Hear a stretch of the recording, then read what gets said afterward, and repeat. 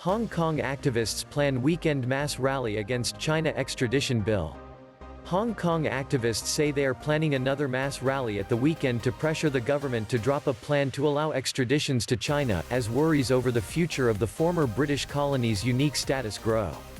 The Civil Human Rights Front, a political advocacy group, announced Thursday on its Facebook page that it applied for a police permit to hold a march on Sunday.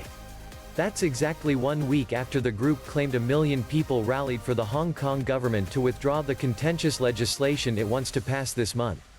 Police estimated the turnout last week was far lower, at about 240,000.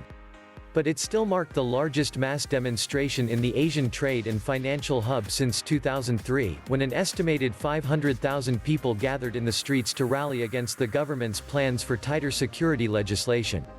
Tensions intensified on Wednesday as clashes between riot police and a large crowd, estimated at more than 10,000 people, according to police, left scores injured in violence outside the local legislative council. Police fired tear gas and rubber bullets, while protesters threw objects and charged police lines. Legal loophole lawmakers were scheduled to debate the bill that critics, including foreign businesses, say threatens Hong Kong's protections under a one country, two systems framework with China. That has been in place since 1997 when the mainland regained sovereignty from Britain. But the protests made holding the session impossible. While the scale of demonstrations has since subsided, LegCo, as the Legislative Council is known, has yet to reschedule the debate. Now, with plans for more protests, concerns are rising again. "I don't know what's going to happen next because the situation, actually, is quite volatile," Audrey EU, a former LegCo member, told CNBC's Squawk Box on Friday.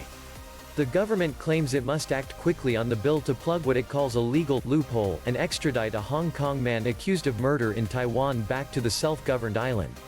But the change would also allow fugitives to be sent to mainland China, stoking fears the country might use it to go after dissidents and others who speak out against it.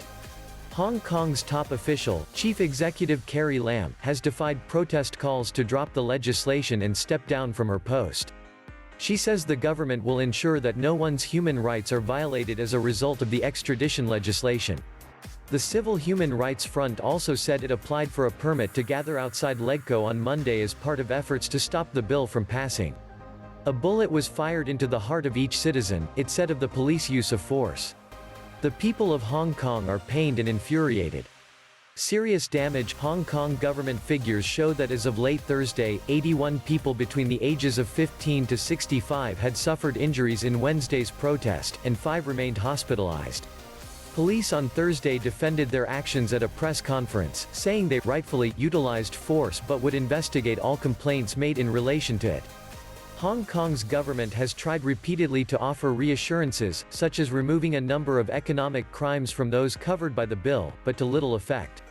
"A lot of the business sector is very worried," said EU, also was a former chairperson of the Hong Kong Bar Association. "And this means that maybe some of them will move their companies, their talents, and this will spell serious damage to Hong Kong as a financial center or an international city." But Paul Zhai, an independent LegCo member, said that arrangements must be made even with countries where judicial systems are problematic. Zhai said he did not have 100% satisfaction or belief in the efficiency or the fairness of the system in China. Still, he was in favor of the bill and said it needs to be passed.